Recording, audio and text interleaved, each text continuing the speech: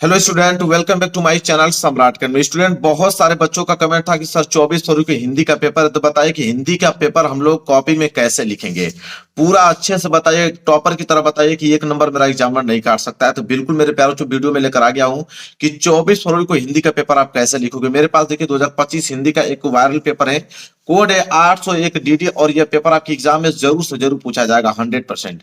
यह पेपर आपके एग्जाम में बनने वाला है और इसी पेपर को मैं खुद लिख के लेकर आया हूं और मैं बताने वाला हूं कि कैसे इस पेपर को मैं बच्चों लिखोगे आप 24 फरवरी को, कि एग्जामिनर आप लोगों का 70 में 70 नंबर दे, एक नंबर आप लोगों का नहीं काट सकता है। इस बात का दावा है मेरा।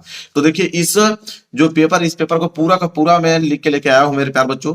कैसे आपको लिखना है वो सब कुछ बताने वाला हूं। देखिए मेरे प्यार बच्चों, सबसे पहले फ्रंट पेज आएगा। फ्रंट पेज पे पहले आप लोगों को देखिए सिंपल यह है कि परीक्षार्थी का अनुक्रमांक अंकों में यहाँ पे भरना है मेरे प्यार बच्चों। तो एडमिट कार्ड से देख के आप लोगों 10 अंकों का अनुक्रमांक आप अंकों में डाल लीजिएगा। फिर उसी को आप लोगों को शब्दों में डाल लेना है, बिल्कुल सही डाला गया है। विषय में आप लोगों को हिंदी डालना है। प्रश्न पत्र में आपको केवल डालना है प्रश्न पत्र पर अंकित संकेतांक 801 डीडी। पेपर कोड होता है मेरे प्यारों, जैसे 801 डीडी है ना, वही 801 डीडी यहाँ पे आप लोगों को डालना है।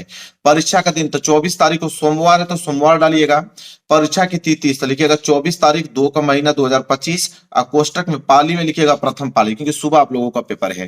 केंद्र का नाम, जहां पे परीक्षा दे रहे होगे, जहां पे सेंटर गया होगा, जिस विद्यालय में बैठकर पेपर आप दे रहे होगे, उसका नाम भरना है। फिलहाल के लिए मैं अपने चैनल का नाम यहाँ पे लिखा हूं। तो मेरे प्यारों से देखिए, आप लोगों को जब पहला पेज आप खोलोगे तो सबसे पहले आप लोगों को देखने को मिलेगा यह पहला पेज। ये पहला पेज है मेरे प्यार। अगर मैं यहां से 20 ऑब्जेक्टिव क्वेश्चन हटा लेता हूं, ठीक है, 20 ऑब्जेक्टिव क्वेश्चन तो OMR शीट पे करने हैं, ठीक है। बाकी यहां से आप लोगों को वर्णात्मक प्रश्न आपको करने होंगे कॉपी पे। देखिए वर्णात्मक प्रश्न खंड ब, ठीक है, इसको आपको कॉपी पे करना है। तो वर्णात्मक प्रश्न खंड ब है और पूर्णांक है आप लोगों का 50 नंबर का। देखिए मेरे प्यार, पहला पेज जैसे आप लोगों के पास आए, एक काम आपको करना है सबसे पहले कि इधर आपको हंसिया खींचना है। जैसे मैं डबल लाइन खींचा हूं ना, डबल लाइन आपको भी खींचना है। इससे होगा कि एग्जामिनर जब कॉपी चेक करता है ना, तो यही पे नंबर आपका कैलकुलेट करता है। तो हंसिया आपको पूरा का पूरा खींचना होगा मेरे प्यार, हर एक पेज पे। इतना बात याद रखिए। हंसिया खींचने के बाद मेरे प्यार, कॉर्नर में एक बात बता देता हूं कि रोल नंबर यहाँ पे जरूर से जरूर अपना आप लिख दीजिएगा। रोल नंबर लिख दोगे तो कॉपी आपकी कोई चेंज नहीं कर सकता है, कोई कॉपी आपको बदल नहीं सकता, इसलिए रोल नंबर बहुत कंपलसरी है। इसके बाद आप डालिए खंड ब, वर्णात्मक प्रश्न डाला गया है, बिल्कुल सही डाला गया। मैं इस कॉपी को पूरा का पूरा चेक करके आपको बता रहा हूं। सेम इसी तरह आपको लिख के आना, इतना बात आप याद रखना। वर्णात्मक प्रश्न, ठीक है। इसके बाद एक लाइन का गैप देखना, प्रश्न उत्तर संख्या 21 डालना, ठीक है। देखिए बहुत सारे पेपरों में प्रश्न उत्तर संख्या 21 से स्टार्ट होता है, बहुत सारे पेपरों में प्रश्न उत्तर संख्या 1 से भी स्टार्ट होता है, ठीक है। तो यहाँ पे एक भी डाल सकते हो अगर पेपर में रहेगा तो, या तो प्रश्न उत्तर संख्या 21 डाल देना। तो प्रश्न उत्तर संख्या, फिलहाल इसका मैं पूरा का पूरा सोल्यूशन लिखा हूं, तो प्रश्न उत्तर संख्या 21 डालूंगा। अब मेरे प्यारों, जो प्रश्न उत्तर संख्या 21 बोला है कि निम्नलिखित गद्यांश पर आधारित 3 प्रश्नों को उत्तर दीजिए। अब यह गद्यांश है मेरे प्यारे बच्चों, ठीक है, यह आपका गद्यांश। और गद्यांश कितने नंबर के लिए? 6 नंबर के लिए गद्यांश पूछा गया है। अब मेरे प्यारे, इसमें 2 गद्यांश दिया है, एक पहला वाला गद्यांश दिया है, और आप नीचे देखोगे तो एक अथवा करके आपको एक गद्यांश दिया है। 2 गद्यांश दिया है और दोनों गद्यांशों के नीचे 3-3 प्रश्न है, जो कि 2-2 नंबर के हिसाब से 6 नंबर दिए जाएंगे आपको। अब आपके ऊपर डिपेंड करता है कि कौन आप इसमें से कर रहे हो, ठीक है। तो देखिए कोई भी कर रहे हो तो हिंट लिखना बहुत जरूरी है। कैसे? देखिए आप संकेत लिखोगे तो एग्जामिनर खुद मालूम चल जाएगा कि आपने कौन किया है। संकेत में लिखा है कुसंग का ज्वर डॉट डॉट उठाती जाएगी, तो आप देखिए कुसंग का ज्वर, आगे की ये लाइन लिख देना और लास्ट लाइन उठाती जाएगी, तो एग्जामिनर समझ में आ जाएगा कि हाँ यही वाला गद्यांश लड़का ने किया है। तो संकेत बहुत कंपलसरी है, इस बात को याद रखना है। तो संकेत में कुसंग का जो डॉट उठाती जाएगी। अब एक लाइन का गैप देना। अब इसके नीचे 3 प्रश्न है, ए वाला प्रश्न, बी वाला प्रश्न और सी वाला, तीनों को हल किए जाएंगे। पहला है कि प्रस्तुत अवतरण पाठ और लेखक का नाम लिखिए। तो पाठ और लेखक का नाम जिसमें भी होता है मेरे प्यार, उसे संदर्भ बोलते हैं, इतना बात आप नोट कर लो। संदर्भ बोलते हैं तो आप लिखोगे ए में लिखोगे संदर्भ। और संदर्भ कैसे लिखोगे मेरे प्यार, उसको देखो। संदर्भ में लिखोगे, देखिए जैसे संदर्भ लिखा गया है कि प्रस्तुत गदावतरणाचार्य रामचरण शुक्ल द्वारा लिखित यह हमारी पाठ्य पुस्तक हिंदी के गद्य खंड में संकलित मित्रण नामक निबंध से होते थे। बिल्कुल सही है। यहाँ पे आचार्य रामचंद्र शुक्ल को ब्लैक पेन से लिखा गया है। हिंदी को भी ब्लैक पेन से लिखा गया है, गद्य खंड को भी ब्लैक पेन से लिखा गया है, और चैप्टर का नाम मित्रता है उसको भी ब्लैक पेन से लिखा गया है। ऐसे आपको लिखना है। संदर्भ कंप्लीट हो गया। आगे देख लीजिए, यहाँ पे है दूसरा, रेखांकित अंश की व्याख्या। जहां तक अंडरलाइन किया गया है, कुसंग का जोर सबसे भयानक होता है, केवल नीति और सद्वृत्ति का विनाश नहीं करता है बल्कि बुद्धि का भी क्षय करता है। इसका आपको व्याख्या बताना है, तो एक लाइन छोड़कर आप रेखांकित अंश की व्याख्या डालिए। देखिए व्याख्या कितना अच्छे से लिखा गया है। ऐसे आपको लिखना है मेरे बच्चों। तो यहां से आप देखोगे तो 2 नंबर यहां से आपके कंप्लीट होते हैं, 2 नंबर यहां से आपको एग्जाम देगा। पेज भर जा रहा है तो पीटीयू लिखना नहीं भूलिएगा, पीटीयू आपको लिखना है। पेज भर जाए पीटीयू आप लिख दीजिएगा, पेज टर्नओवर। तो ए वाला बी वाला 2 प्रश्न हो गया, एक सी वाला बचा है तो इस साइड लिख दीजिएगा। सी वाला आपका प्रश्न बचा है तो इसको आप इस साइड लिख दीजिए। देखिए सी वाला भी प्रश्न देख लेते हैं क्या पूछा है कि युवा पुरुष की संगति के बारे में क्या कहा गया है। तो यहाँ पे लिख दिया गया है मेरे प्यार बच्चों कि युवा पुरुष की बुरी संगति उसे उन्नति के गड्ढे में प्रतिदिन गिराती जाएगी, अच्छी होगी तो उसे निरंतर उन्नति को ले जाएगी। तो 2 नंबर यहाँ से एग्जामिनर दे देगा। अब मेरे प्यार बच्चों इतना लिखा, आप पूरा पूरा पेज भर गया, मतलब बच गया यहाँ तक। तो देखिए कम से कम 3-4 लाइन अगर आपका ऊपर भरा हुआ है और पूरा का पूरा पेज खाली है तो आप प्रश्न उत्तर संख्या यहीं से स्टार्ट कर दीजिएगा। अगर ज्यादा भर गया होता, नीचे की 4-5 लाइन अगर खाली रहती तो नए पेज से प्रारंभ करते हैं। फिलहाल के लिए जगह बहुत कंपलसरी है, इतना बहुत ज्यादा है, तो यहीं से स्टार्ट कर देंगे। प्रश्न उत्तर संख्या 22। तो प्रश्न उत्तर संख्या 21 समझ में आ गया ना। ऐसे आपको करना है।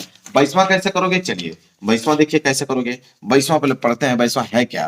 22वां है कि दिए गए पद्यांश पर आधारित 3 प्रश्न के उत्तर दीजिए, 6 नंबर दिया जाएगा। अब ये पद्यांश है, अभी हमने क्या देखा, गद्यांश, ये पद्यांश है। और पद्यांश भी इसमें 2 दिया है, एक ये वाला दिया है। अगर ये नहीं करना चाहोगे तो अथवा करके आपको ये वाला दिया है। याद रहे कि दोनों में से कोई एक ही करना है।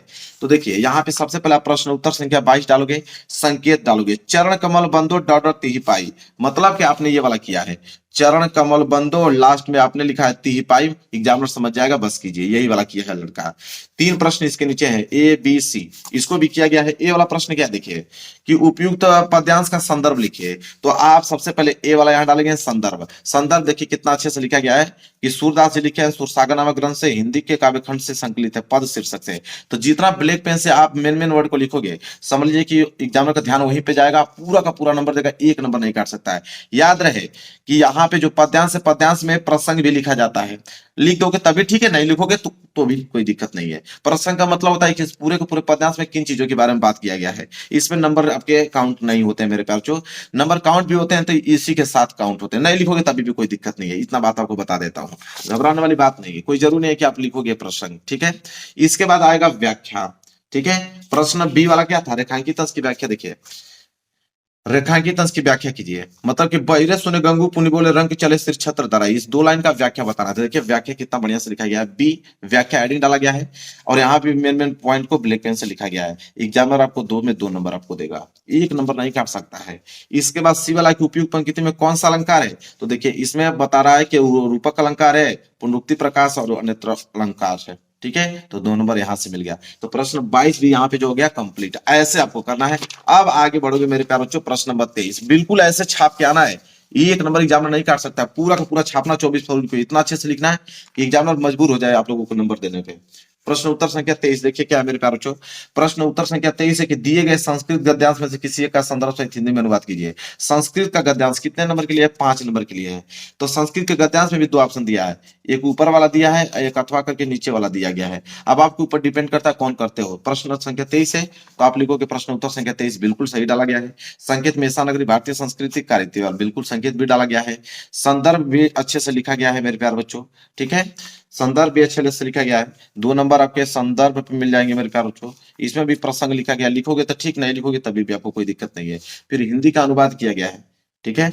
तो देखिए आपको ऐसा नगरी भारतीय संस्कृति वाला ये वाला किया गया है, ये वाला।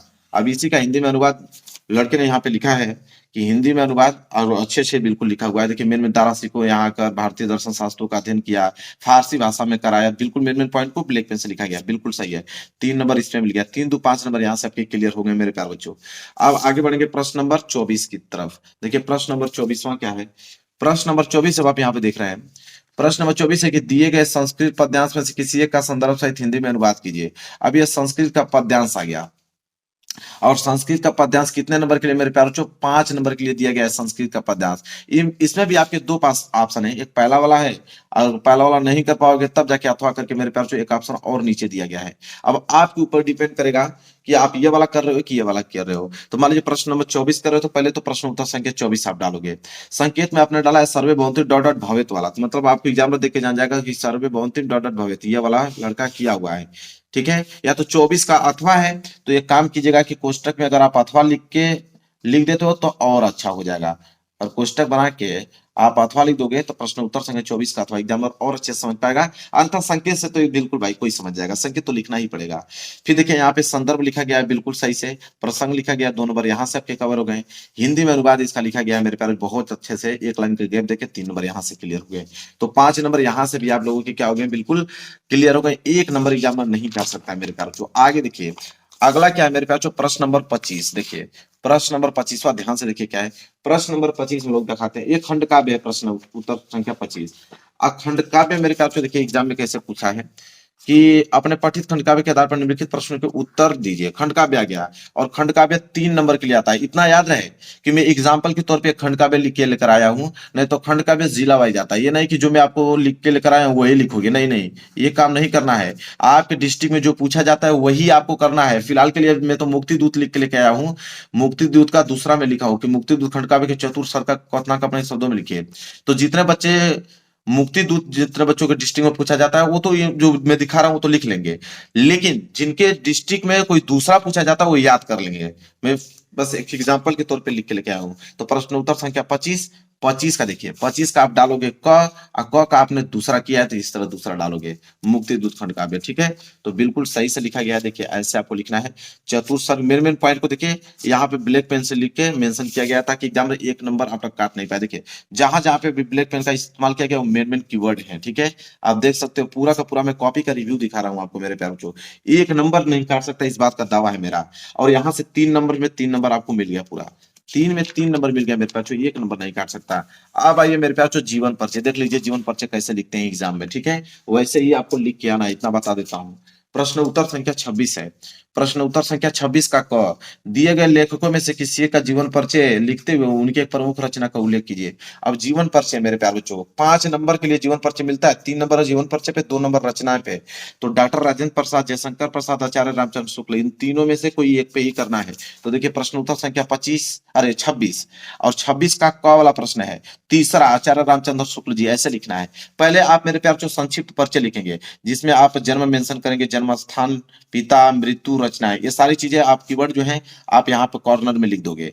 लिखने के बाद तब जीवन परिचय यहाँ पे मेन हेडिंग बनाओगे। ठीक है, इसके बाद अब उसको लिखना चालू करोगे और उसमें भी जो जो मेन कीवर्ड है, जैसे उनका नाम, उनका जन्म, ठीक कहाँ पे हुआ था उनका जन्म, पिता का नाम क्या है, ये सारी चीजें जो है ब्लैक पेन से आपको लिखना है। देखिए बिल्कुल सही ढंग से लिखा गया है। 1 नंबर आप लोगों का एग्जामिनर नहीं काट सकता है। कुछ चीजें और बची हुई हैं जो कि इधर लिखा गया है। ठीक है, ये है जीवन परिचय आप लोगों को कंप्लीट। फिर इसके बाद देखिए प्रमुख रचनाएं भी यहाँ पे लिखा गया है। यहाँ से आपको मिलते हैं कितने नंबर, 5 नंबर।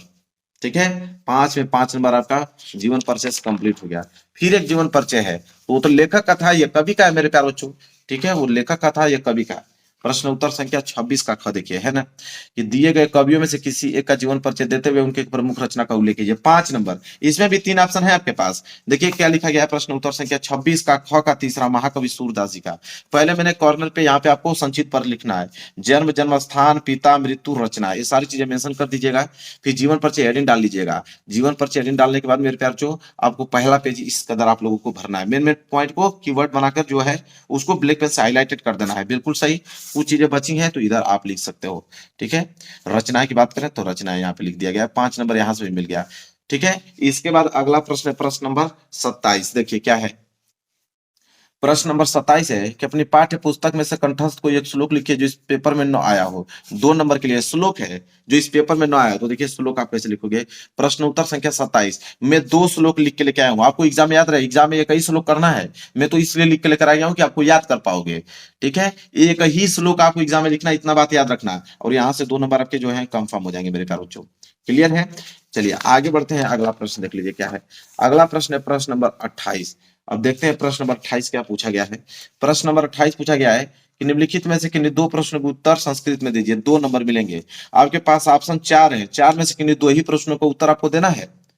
ठीक है, तो मैं फिलहाल के लिए लिख डाला हूं प्रश्न उत्तर संख्या 28 और चारों को उत्तर लिख दिया मैंने, पहला, दूसरा, तीसरा, चौथा। एग्जाम में गलती मत करना कि चारों को लिख देना है, एग्जाम में आपको 2 ही प्रश्नों को उत्तर देना है। मैं तो ये लिख के लेके आऊं ताकि आप याद कर पाओ। ठीक है, तो 2 ही नंबर आपको मिलेंगे, इतना याद रखना, 2 ही करना है आप लोगों को, क्योंकि ऑलरेडी उसने बोल रखा है कि 2 ही करना है। आगे बढ़ते हैं, अगला प्रश्न है प्रश्न नंबर 29। देखिए प्रश्न नंबर 29वां क्या है मेरे प्यार, जो 1 नंबर एग्जामिनर नहीं काट सकता, इस बात का दावा है मेरा। 29वां है कि निम्नलिखित में से किसी एक विषय पर निबंध लिखिए, 7 नंबर देगा एग्जामिनर। निबंध पहला, दूसरा, तीसरा, चौथा, 4 ऑप्शन है। देखिए लिखा क्या गया है, प्रश्न उत्तर संख्या 29, तीसरा लिखा गया है प्रदूषण की समस्या तथा समाधान। तीसरा पे सबसे पहले आप रूपरेखा लिखिए, रूपरेखा में कौन सी हेडिंग कितना लिखना है, हेडिंग सारा आप एक ही साथ लिखोगे। जैसे पहली हेडिंग प्रस्तावना, दूसरा प्रदूषण का अर्थ, तीसरा प्रदूषण के प्रकार, फिर समस्या तथा समाधान, फिर उपसंहार। तो देखिए बिल्कुल लिखा गया है, पहली हेडिंग यहाँ पे प्रस्तावना डाला गया, बिल्कुल अच्छे ढंग से लिखा गया है मेरे प्यार। जो पहली हेडिंग प्रस्तावना हो गया, इसके बाद देखिए कैसे लिखना आप लोगों को निबंध मेरे प्यार बच्चों। पहली हेडिंग प्रस्तावना आपने डाला, ठीक है, फिर इसके बाद प्रदूषण का अर्थ, दूसरी हेडिंग क्या रहेगी, प्रदूषण का अर्थ। आप देख पा रहे हो, देखिए ये दूसरी हेडिंग प्रदूषण का अर्थ, तीसरी हेडिंग प्रदूषण के प्रकार। तो ये प्रदूषण के 4 प्रकार के होते हैं। पहला आपने वायु प्रदूषण अच्छे से लिखा है, फिर यहाँ पे नीचे देखेंगे तो जल प्रदूषण अच्छे से लिखा गया है। जल प्रदूषण के बाद देखिए तीसरे नंबर पे कौन प्रदूषण आया है, देखिए तीसरे नंबर पर मृदा प्रदूषण आया है, इसको भी अच्छे से लिखा गया है। चौथे नंबर पे ध्वनि प्रदूषण आया है, इसको भी अच्छे से लिखा गया है। फिर आएगा चौथी हेडिंग प्रदूषण की समस्या।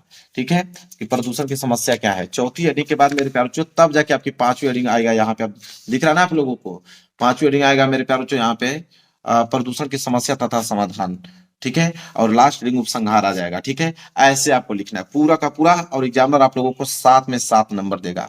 ऐसे आपको लिखना है मेरे प्यारों निबंध। क्लियर है, किसी बच्चे को डाउट नहीं होना चाहिए। अब लास्ट प्रश्न है प्रश्न नंबर 30वां। देखिए कि अपने क्षेत्र में व्याप्त गंदगी के कारण उत्पन्न डेंगू और मलेरिया जैसी भयंकर बीमारियों की जानकारी किसी दैनिक पत्र के संपादक को पत्र लिखिए। अगर ये नहीं करना चाहते हो तो अथवा करके दिया है कि आपकी बहन कस्बे से पढ़ाई पूरी कर आगे शिक्षा के लिए बड़े नगर में गई है। नगर के वातावरण में संभावित परेशानियों की चर्चा करते हुए उनसे बचने के तरीके उस पत्र द्वारा समझाइए। तो मेरे प्यार पे देखिए कैसे लिखा गया है, कैसे लिखना है आपको। तो मेरे प्यार जो सबसे पहले आप लिखोगे प्रश्न उत्तर संख्या 30 का आपने अथवा किया है, बिल्कुल सही। इसके बाद एड्रेस लिखा है आपने, फिर परिवहन मृणाल, फिर अपना कंडीशंस पूरा आपने जो भी उसमें आप उनको समझाना चाहते हैं पूरा यहाँ पे लिखा गया है। फिर यहाँ पे पेज भर गया, पेज भर गया तो कुछ चीजें आप पीछे लिखना है, कुछ चीजें जैसे यहाँ पे पूरा कंप्लीट हो जाता है तुम्हारी बड़ी बहन अबस। अब मेरे प्यार चो पूरा का पूरा कॉपी चेक करके मैंने आप लोगों को दिखा दिया पूरा का पूरा। अब देखिए मेरे प्यार चो अब यहाँ से आपके 70 में 70 नंबर बिल्कुल क्या हो गए मेरे प्यार चो, क्लियर हो गए, और आप मेरे प्यारों से हिंदी के टॉपर बन गए। तो 24 फरवरी की हिंदी का कॉपी ऐसे ही लिखना है मेरे प्यारों से, पूरा का पूरा बता दिया हूँ, ऐसे लिखोगे। देखिए कितना अच्छा लग रहा है, एग्जामिनर 1 नंबर आप लोगों का नहीं काट सकता है। तो समझ में आ गया ना, सेम टू सेम ऐसे लिख के आना। वीडियो को लाइक कर देना, चैनल पर नए हो तो चैनल को जरूर सब्सक्राइब कर लेना। मिलेंगे प्यारे से नेक्स्ट वीडियो में, तब तक के लिए धन्यवाद।